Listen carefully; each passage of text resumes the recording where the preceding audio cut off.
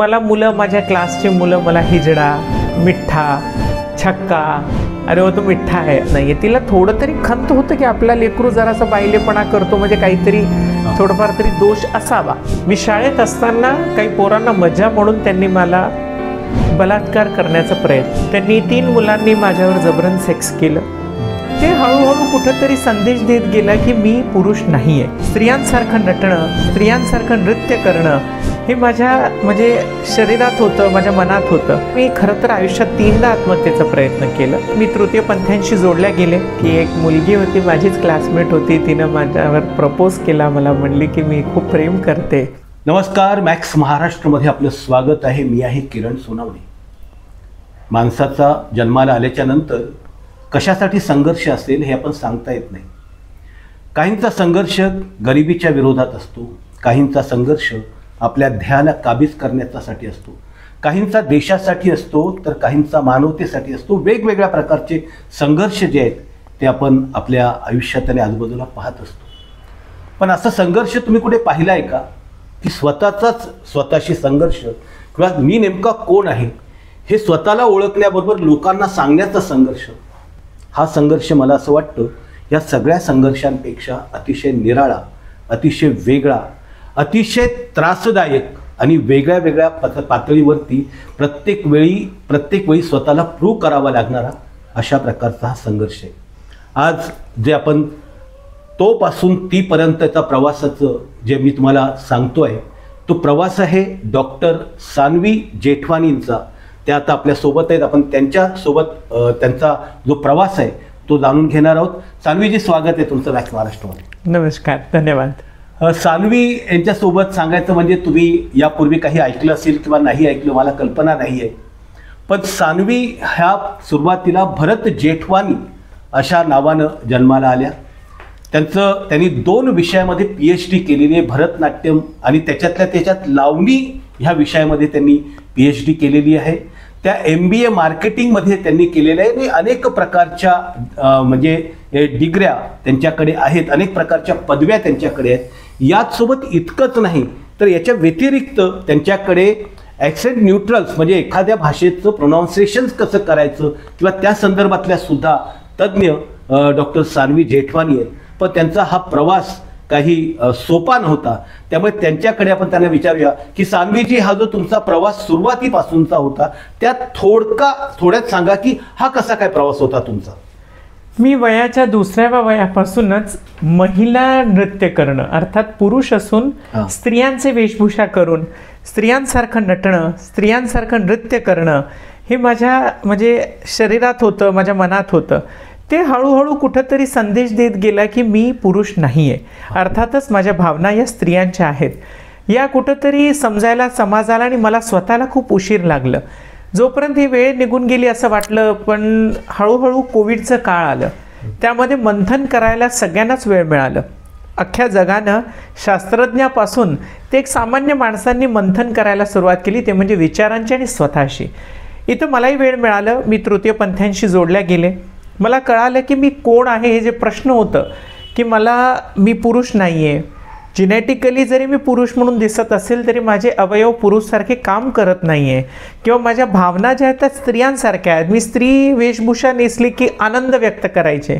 मग हे सगळं ओळखण्यासाठी मी तृतीयपंथीयांशी जोडले, त्यांना विचारलं, त्यांनी मला सांगितलं. मग त्यानंतर मी अनेक डॉक्टरांना भेटले, त्यात पुणे, मुंबई, बँगलोर, हैदराबाद, दिल्ली या अनेक डॉक्टरांशी भेट घेतल्यानंतर मला कळालं की मला पुरुषांच्या शरीरामध्ये एक स्त्री म्हणून जन्म मिळालेला आहे आणि मला स्त्री होता येतं. अर्थातच ज्याला तृतीयपंथी, पारलिंगी असं नाव देणारा हा समाज किंवा वेगळा जेंडर म्हणणारा हा समाज, तिथं मी काय ओळखली जाईल, माझं काय अस्तित्व राहील, ही लढाई मग माझ्याशी सुरुवात झाली. आणि मी स्वतःशी मंथन करत विचार केलं की मला काय म्हणून जगायचं आहे, कशासाठी जगायचं आहे आणि कोणासाठी जगायचं आहे. हे 3 प्रश्न जेव्हा माझे सुटले तेव्हा कळालं की मी स्त्री म्हणून जगता येईल, पारलिंगी म्हणून या समाजात मलाही ओळख मिळेल, मलाही समाज कुठंतरी स्वीकारेल. तेव्हा मी आपला हा पाऊल उचलला आणि पहिल्यांदा मला कळालं की मी स्त्री आहे, पूर्णपणे स्त्रियत्व जगणार आहे. आणि त्याला हे तुम्ही तुमच्या पुढचं तुम्हाला कळालेलं आहे. तुमच्या पुढचं कळालेलं असताना, लोकांना हे कन्व्हिन्स करत असताना, कुटुंबाला, आजूबाजूच्या भावांना, मित्रांना, समाजाला, हा संघर्ष काय होता? तुम्हाला कळालं, तुम्हाला स्वतःचं इनलाइटनमेंट झालं की तुम्ही स्त्री आहात, पण मग समाजाला हे सांगत असताना तुम्हाला किती त्रास झाला, काय काय अनुभव आले ह्या पातळीवरती, त्याचं सांग. खरं तर शाळेमध्ये असताना माझे हावभाव हे स्त्रियांसारखे होते, ज्याला मराठीमध्ये बाईला असे शब्द म्हणतात. मग जाणं, माझं असंच हस्त टाकणं, बोलणं, मुरडणं करणं. मग मला मुलं, माझ्या क्लासचे मुलं मला हिजडा, मिठ्ठा, छक्का, अरे वो तो मिठ्ठा आहे, अशा पद्धतीने मला चिडवत गेले. मी एका चांगल्या सुशिक्षित घराण्यातून येते, तर मला हे सहन होत नव्हतं. मी कॉन्व्हेंट स्कूलसारख्या शाळेत शिकत असताना मुलांनी चिडवणं, कोणीतरी हातच लावणं, कोणीतरी छेडणं, इथून माझा संघर्ष सुरू झाला. कारण त्यावेळेस तुम्हाला माहिती नसतं, तुम्ही लहान आहात, अर्थातच तुम्हाला पुढचं आयुष्य माहिती नाही, हे लिंगबद्दल भेदभाव माहिती नाही. फक्त आम्हाला एकच दिसतं, ही स्त्री आहे, हे पुरुष आहे. या पलीकडचे लिंग भेदभाव आम्हाला माहिती नाही आहे काय असतं, कोण लिंग आहे, कसा आहे, पारलिंगिक काय असतो, समलैंगिक काय असतो, हे काहीच माहिती नसताना मुलांनी मला या पद्धतीने छेडलं, ते माझ्या मनावर खूप परिणाम करायचं. मग मी मित्रच ठेवले नाही, माहिती आहे. मी नेहमी मैत्रिणी बनवायचे, त्यांच्यासोबत भांडे, घर खेळणं, मला भाभी म्हणा, ओढणी घेऊन अंगावर टाकणं, या पद्धतीने माझे खेळ असायचे. पण मित्रांपासून लांब राहायचे, कारण ते मला चिडवतात, मला चांगलं नव्हतं वाटत. यानंतर आता कुटुंबांनाही कळायला लागलं, तर वडिलांनाही कळायला लागलं की आपला मुलगा हे काही साधासुद्धा नाही, काहीतरी गडबड आहे त्यांच्या मते.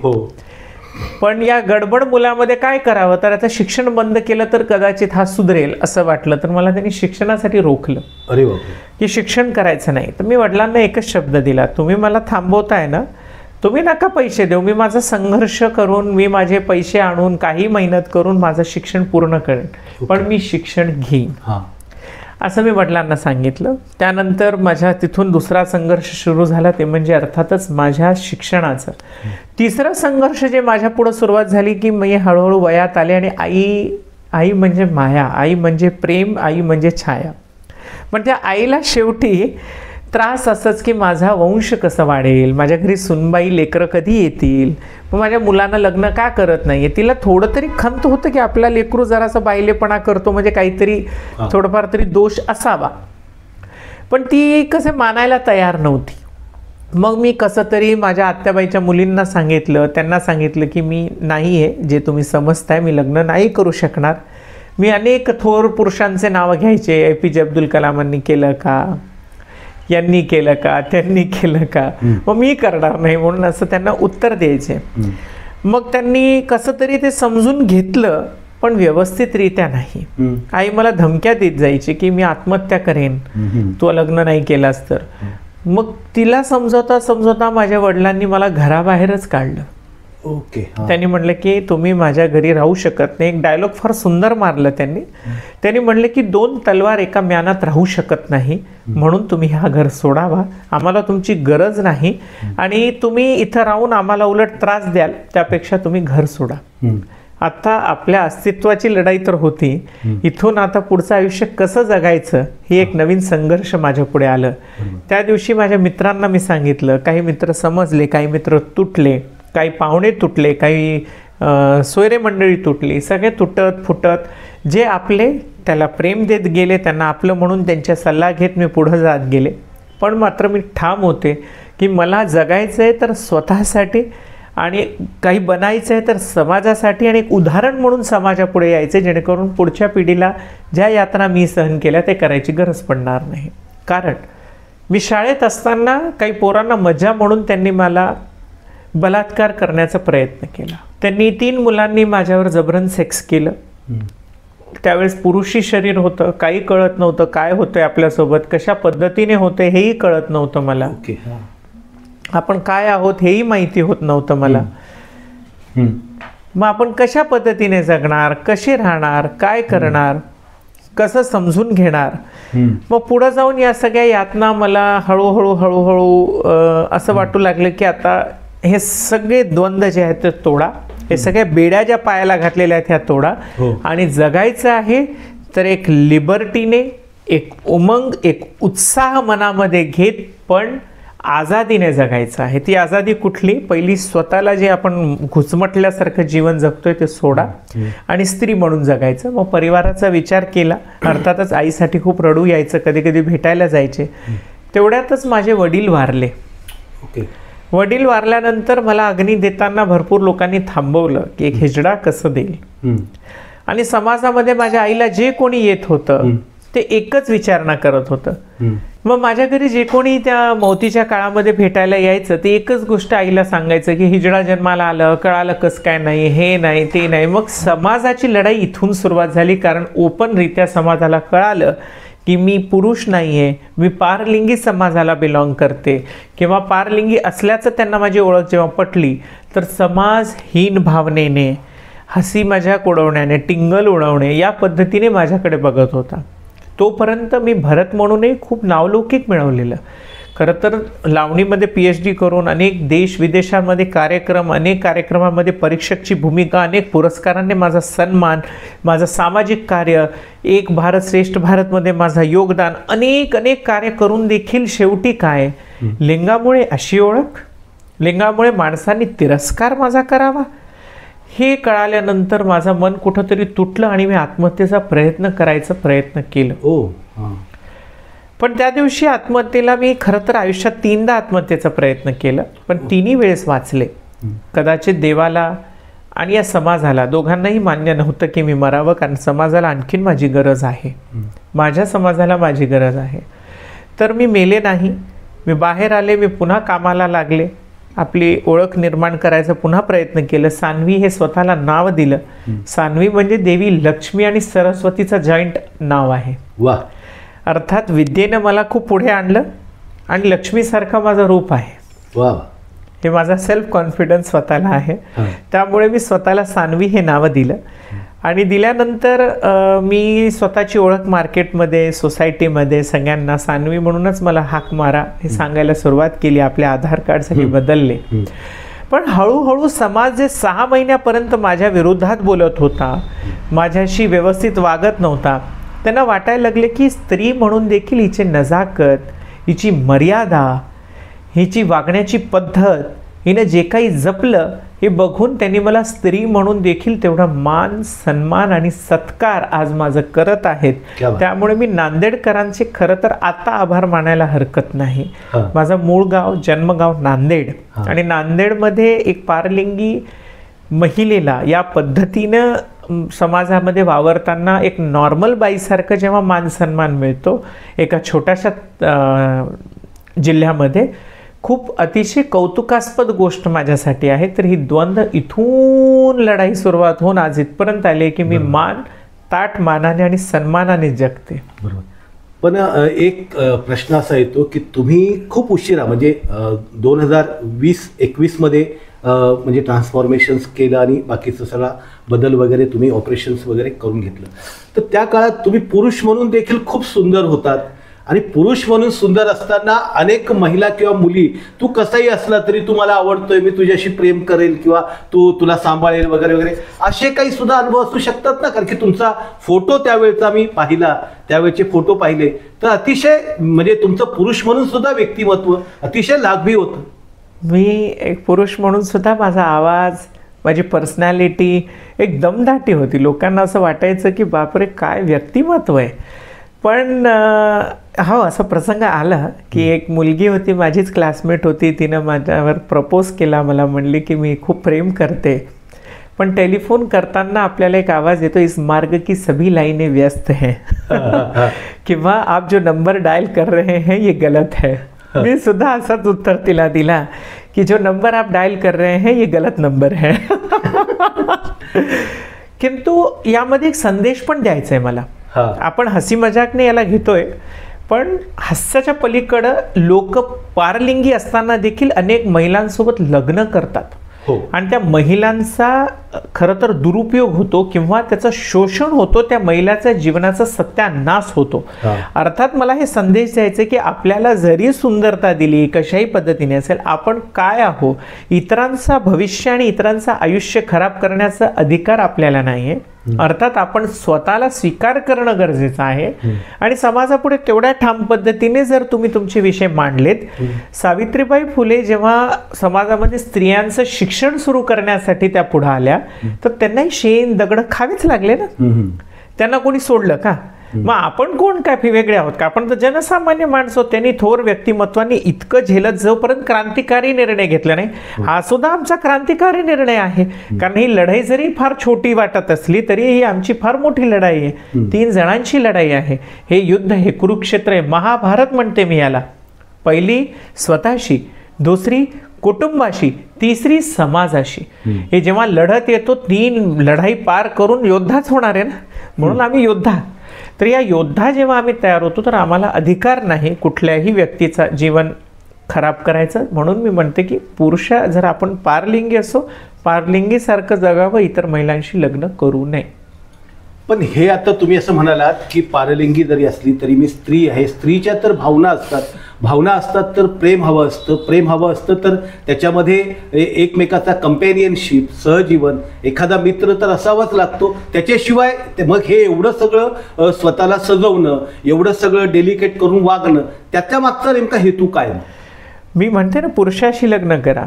आपला हेतू आता LGBTQचं जेव्हा समलैंगिकचा विषय सुप्रीम कोर्टात गेलं तेव्हा सुप्रीम कोर्टानं काही निर्णय योग्य पण दिले. त्यात तृतीयपंथी महिला, ट्रान्स वुमन कॅन मॅरी एनी मॅन आणि ट्रान्स मॅन कॅन मॅरी एनी वुमन असा निर्णय दिला.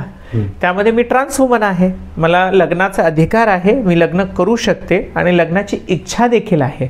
असे माझ्याकडं सध्या प्रसंग आहेत की जे माझ्यावर प्रेम करत आहेत किंवा योग्य वाटेल तर मी आपला जोडीदार निवडेल. कारण माणूस एकटापणा जेव्हा असतो किंवा एकटेपणाच्या मध्ये माणूस फार वेगळ्या विचारात जातो आणि किंवा जेव्हा माणसाला संसारपेक्षाही जेव्हा आपले मतं, आपले विचारधारा, आपलं आयुष्य कोणाशी वाटता आलं ना, त्याच्यात जगण्याचा आनंद वेगळा असतो. म्हणून तुम्ही जसं म्हणालात की लव, कंपॅनियन, प्रेम या गोष्टी जेव्हा आपल्याला मित्रता देखील मिळाली तरी खूप चांगलं आयुष्य जगता येतं. तर मी सुद्धा शोधत आहे. कोणी चांगलं मित्र आणि चांगलं प्रेम आणि जोडीदार मिळालं तर मी लवकरच लग्न करून आपलं आयुष्य पुढचं जगण्याच्या इच्छामध्ये आहे. पण तुम्ही तर बोलताय की तुमच्याकडे बरेच प्रपोजल्स आलेले आहेत. त्या प्रपोजल्स बद्दलचं काय?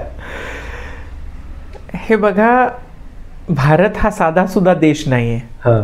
इथं जेवढं प्रेम, भक्ती असे वातावरण असताना देखील तेवढंच या देशामध्ये क्राईम देखील खूप आहे. हो. मग काही मुलं आमच्याशी प्रेमाने जोडताय का किंवा काही लालचने जोडताय का किंवा त्यांचा काही हेतू आहे का, हे सगळं विचारात घेऊन मला माझा निर्णय घ्यायचा आहे की शेवटी जोडीदार असावा ते माझ्या प्रेमासाठी न की माझ्या पैशांसाठी, माझ्या नावासाठी. हे सुद्धा तेवढं महत्त्वाचं आम्हाला निर्णय घेताना ठरतो. आणि अनेक असे तृतीयपंथ्यांच्या बाबतीत असं घडलंय की जिथं पारलिंगी समाजाने लग्न केलं नंतर हिंसेला त्यांना पुढे जावं लागलं. त्यामुळं आम्हाला खूप विचाराने त्याच प्रश्नाकडे येणार होतो मी की अनेक माझ्या परिचयातले ट्रान्सजेंडर्स आहेत किंवा पारलिंगी आहेत की त्यांनी लग्न केलं, काही 2-4 वर्ष, 5 वर्ष, 8 वर्ष लग्न चाललं आणि त्याच्यानंतर मात्र त्यांचं खूप वेळा खूप तणाव आणि खूप आत्महत्येपर्यंत अशा पद्धतीपर्यंत ते गेलेलं आहे. तर मग एक सर्टन त्यातलं अट्रॅक्शन संपलं की मग त्या संदर्भातल्या दुसरा मग तिला ॲडजस्ट करावं लागतं ट्रान्सजेंडर्सला की तू दुसरं लग्न करून घे, दुसऱ्या बाईवर राहू शकतो, मी पण राहील, दोघी जणी राहू, असं खूप ठिकाणी पाहण्यात आलेलं आहे. माझ्याबद्दलही असं घडलेलं आहे. मी ज्याच्यावर खूप प्रेम करत होते त्या माणसानं लग्न केलं. त्याची इच्छा अशीच होती की त्यानं त्याचं लग्न करून स्त्री म्हणून जगावं किंवा पुरुष म्हणून त्यांना त्याचं मिरवावं समाजामध्ये आणि आपली बायको असावी दाखवण्यासाठी आणि 4 भिंतीमध्ये माझा प्रेम असावं किंवा 4 भिंतीत माझा रिलेशन असावं. कुठपर्यंत योग्य आहे म्हणून मीच त्या पुरुषाला, त्या माणसाला म्हणलं की नको. का? कारण मी जर असं करेल तर सगळे ऑलरेडी असं करतायत आणि आणखीन असे उदाहरण नको आहेत समाजात. कुठंतरी या समाजामध्ये आता नॉर्मल जीवन जगता यावं, नॉर्मल प्रेम करता यावं. यामध्ये काय होतंय की समाजची स्वीकारण्याची जी दृष्टिकोन आहे ती बदलली. समजा तुम्हाला मुलगा असेल तर तुम्हाला मी सून म्हणून हवी आहे का, हे विचार तुमचे जेव्हा बदलतील तेव्हाच माझा स्वीकार होईल, तेव्हाच तुमचा मुलगा शानने मानाने मला थाटाने घरी आणेल. हे प्रश्न अशा पद्धतीने सोडवता येणार नाही. समाजात आमचं फक्त एक माणूस म्हणून स्वीकार तर आहे, पण एक रिश्तेदार म्हणून स्वीकार होणं पण गरजेचं आहे. अर्थात समाजानं स्वीकार, अर्थात आईवडिलांनी लेकरू म्हणून स्वीकार करणं, कोणीतरी सुनबाई म्हणून आमचा स्वीकार करणं, कोणीतरी बायको म्हणून प्रेम करणं. प्रेम हे फक्त शरीरापुरतं मर्यादित न राहता हृदयाशी जेव्हा दोन नातं जुडतं तेव्हा हे स्वीकार होईल असं मला वाटतंय. दुसरा प्रश्न असा याच्यात येतो, किंवा तुम्हाला कळालं की तुम्ही स्त्री आहात आणि मग तुम्ही सगळ्या प्रकारच्या सर्जरीज करून घेतलेल्या आहेत, तर तुम्ही हा निसर्गाच्या विरुद्ध केलेला प्रकार नाही आहे का? हे प्रिटेंडिंग नाही आहे का? मला सांगा, निसर्ग कुठं लिहून देतो का की माणूस हा जन्माला आला तर हा पुरुष आणि स्त्री फक्त त्याच्या लिंगाने कळत असतं? पण निसर्गाने तुम्हाला माणूस म्हणून या धर्तीवर जन्माला आणलंय. मला असं वाटतंय त्याला पुरुष, नाव, स्त्री हे सगळे आपण दिलेले नाव आहेत. शरीराने जरी मी दिसत असले तरी शेवटी मीही एक आत्मा आहे. मरताना शरीर तर फेकून जाणार आहे या धर्तीवरच, त्याला काही वरही घेऊन जाणार नाही आहे. तर माझी ओळख जी आहे ती आत्मेनं व्हायला पाहिजे. अर्थात मी निसर्गाच्या विरोधात जात नाही. मग असं असलं असतं तर माझ्या भावना पुरुषाचेच राहायला पाहिजे होते. नाही, तुमच्या भावना त्या आहेत, पण शरीराचे जे काही तुम्ही समजा सर्जरी करून घेतल्या आणि बाकीच्या सगळ्या गोष्टी चेंज केल्या, आता त्या कितपत योग्य होत्या? तो निसर्गाच्या विरुद्धचा, म्हणजे तुम्ही मानसिकदृष्ट्या स्त्री होता तसं शारीरिकदृष्ट्या पुरुष होता, पण मग ते पुरुषाचं सुद्धा तुम्ही ट्रान्सफॉर्मेशन करून घेतलं स्त्रीमध्ये. याचं उदाहरण असं देईल मी तुम्हाला की एखादी वस्तू आहे, अर्थात हा बॉक्स आहे लाकडाचा आणि याच्यामध्ये तुम्ही भाज्या ठेवता का? हा ज्वेलरी बॉक्स आहे, ज्वेलरी बॉक्समध्ये भाज्या ठेवणार का? नाही. किंवा फ्रीजमध्ये ज्वेलरी ठेवणार का? नाही. तर माझा शरीर फ्रीजसारखा होता आणि आत्मा जी आहे ती त्या ज्वेलरीसारखी होती. तर तिला तिच्या इथं घुसमट व्हायला लागली ना की मी ज्वेलरी बॉक्स असून फ्रीजमध्ये काय करतेय.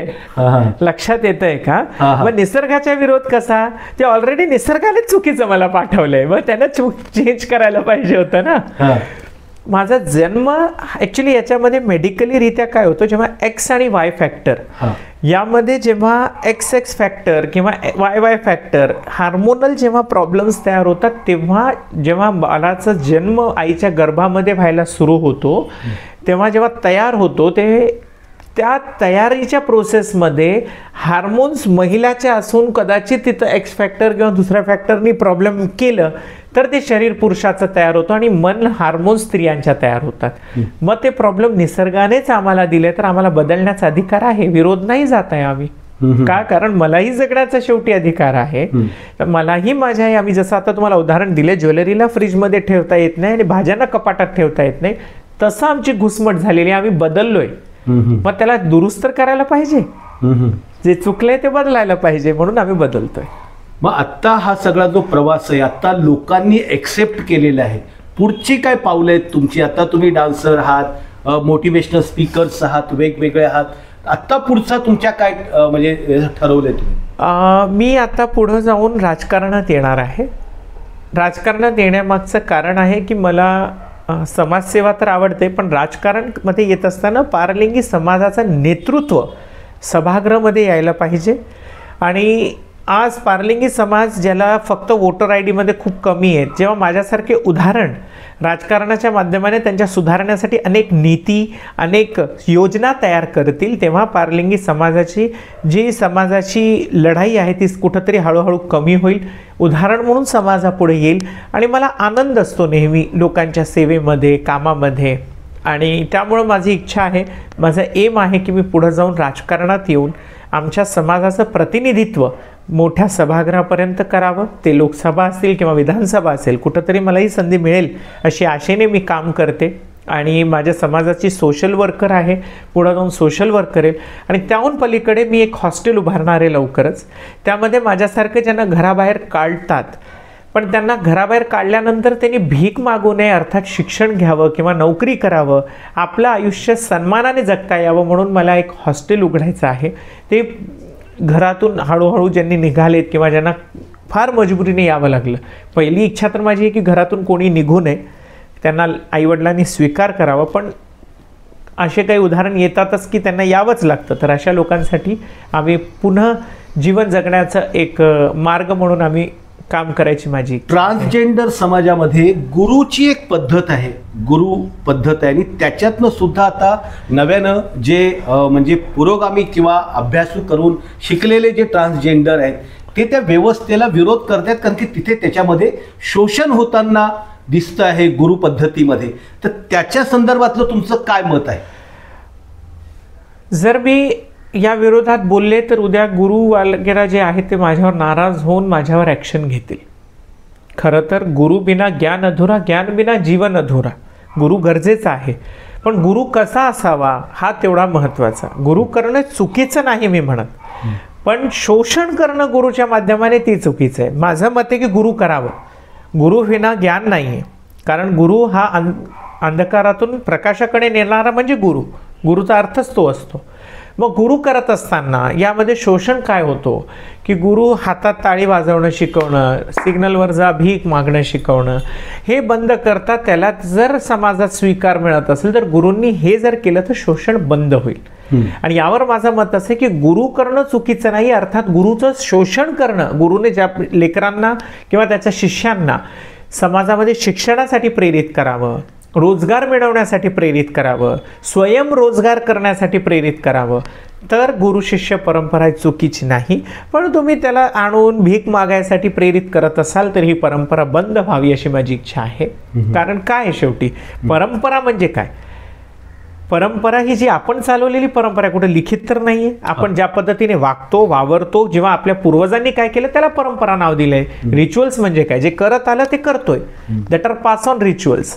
माझं असंच म्हणणं आहे की जे पारलिंगी समाजामध्ये अनेक समस्या आहेत, बोला. ज्या पारलिंगी समाजामध्ये अनेक समस्या आहेत, त्या अनेक समस्यांमधून ते बाहेर आल्यानंतर इथं पूजापाठ करणं, देव करीन म्हणणं, जोगतिणी होणं, भीक मागणं, हिजडा म्हणणं, कोती म्हणणं, काय काय होत आहे. यापेक्षा तुम्ही डॉक्टर व्हा, इंजिनियर व्हा, ॲडव्होकेट व्हा. तर गुरूंनी हे प्रेरित करायला शिकवायला पाहिजे आणि गुरु शिकायला पाहिजे. इथून पुढं मी जरी आज मी गुरु शिष्य परंपरेत नाही आणि जाणारही नाही. का? कारण मला तसा गुरु पाहिजे ना.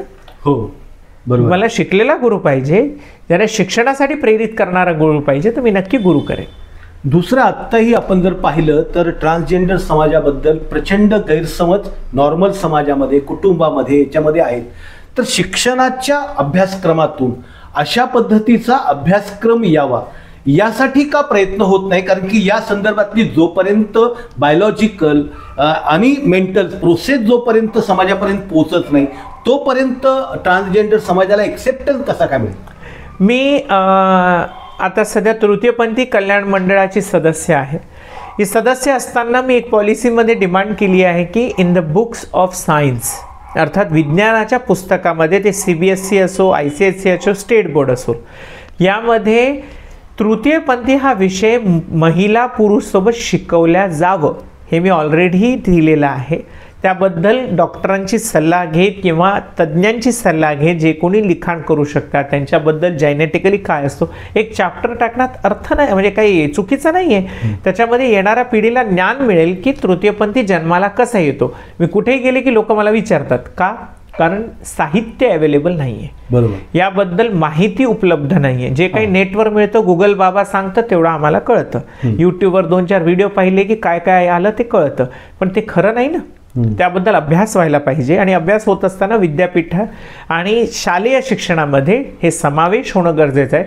जसं आपण शिकवतो रिप्रोडक्टिव्ह सिस्टीम शिकवतो विज्ञानामध्ये, तसं हे का नाही शिकू शकत आपण की तृतीयपंथी पारलिंगी समाजाची एक ओळख हे पण विषय असायला पाहिजे, जेणेकरून लहान व्यक्तींमध्ये, येणाऱ्या पिढीमध्ये, जनसामान्य समाजामध्ये याच्याबद्दल माहिती राहील आणि याचाही स्वीकार होईल. पण मग आता हे होईल कधी? कारण की आत्ता ज्या पद्धतीनं पारलिंगी समाजाची अवस्था आहे, ज्या पद्धतीनं त्यांचं शोषण होत आहे, किंवा त्यांना घर घ्यायचं असेल तर घर मिळत नाही, त्यांना समजा काही रोजगार करायचा असेल तर रोजगार मिळत नाही, त्या पोलीस भरतीला गेल्या तर पास होऊन सुद्धा त्यांना पोलिसांची नोकरी मिळत नाही, अशा पद्धतीच्या इतक्या सगळ्या प्रॉब्लेम्समध्ये कधी ही सगळी जागृती येणार? किंबहुना कुटुंबच त्यांना नाकारत असतं म्हणून त्या गुरुबाई किंवा गुरुकडे जात असतात. ही जी व्यवस्था आहे याच्या संदर्भातलं कधी? आता तुम्ही फार मोठा आणि महत्त्वाचा प्रश्न मला विचारला की हे होणार कधी, यापेक्षा आणखीन एक त्याला ॲड करा सर प्रश्न, हे होणार कसं? कधी तर प्रश्न तेव्हा, पण कसं करायचं इथून सुरुवात आहे ना. कधी होईल ते त्यांच्या मनावर आल्यावर, कारण शासन मी नाही आहे, मी शेवटी भीकच मागणार, कारण माझ्या पारड्यात नेहमी तेवढंच आले की झोली पसारो भीक मागो. पण होणार कसं इथून सुरुवात करते, त्याचं कारण आहे पारलिंगी समाजामध्ये अनेक शहरांमध्ये, अनेक जिल्ह्यांमध्ये, अनेक तालुक्यांमध्ये आपापले गुरु आहेत. मग गुरु आपापल्या चेलांना हात करून त्याच ठिकाणी मर्यादित राहतात. आम्हाला संघटित होणं गरजेचं आहे. आज मराठा समाजाचा आवाज अख्ख्या विश्वामध्ये का गुंजतोय त्यांच्या आरक्षणाचा? कारण संघटित झालाय समाज.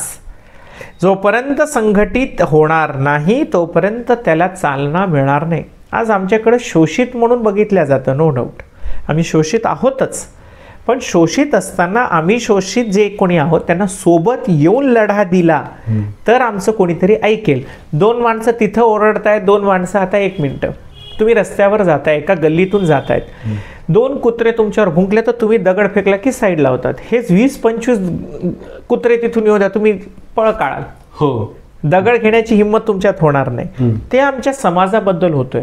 आम्ही 2-2 जण जाऊन भांडतोय तर काय होतोय? पुढे ऐकणारच नाहीये.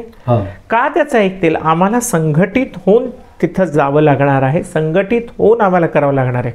पण त्यासाठी गुरु तयार आहेत का? नाही. का? कारण गुरुला भीक मिळते, पैसा मिळते, बाटा मिळते, ते आपापल्या याच्यात खुश आहेत. पण गुरूंनी सगळ्यांनी संघटित होऊन पुढच्या पिढीसाठी हा लढा देणं गरजेचं आहे.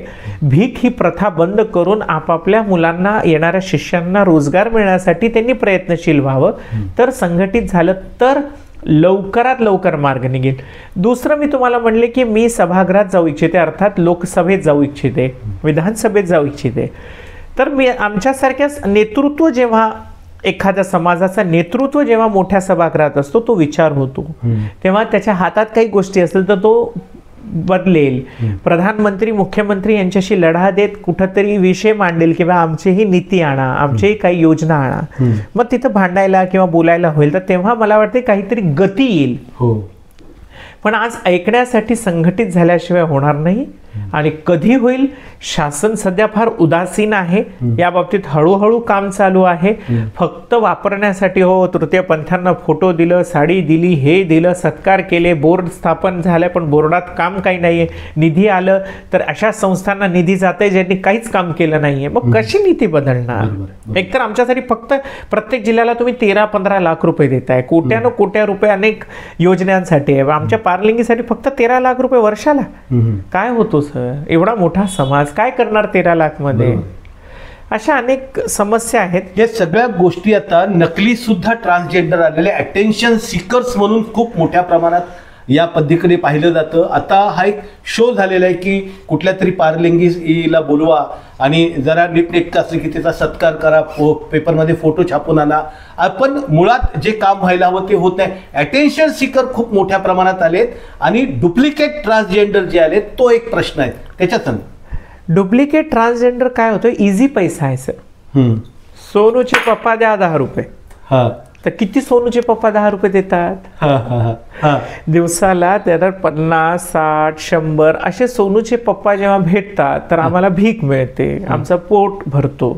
मग यामध्ये काय होतं? एखाद्या पुरुषाला जिथं, ज्या समाजात, ज्या भारतामध्ये चोर कशामुळे वाढतात? बेरोजगारीमुळे. पैसा नाहीये, चला चोरीमध्ये इझी पैसा आहे, रात्रभर कुठंतरी डाका टाकला, पैसा मिळाला, झालो मन.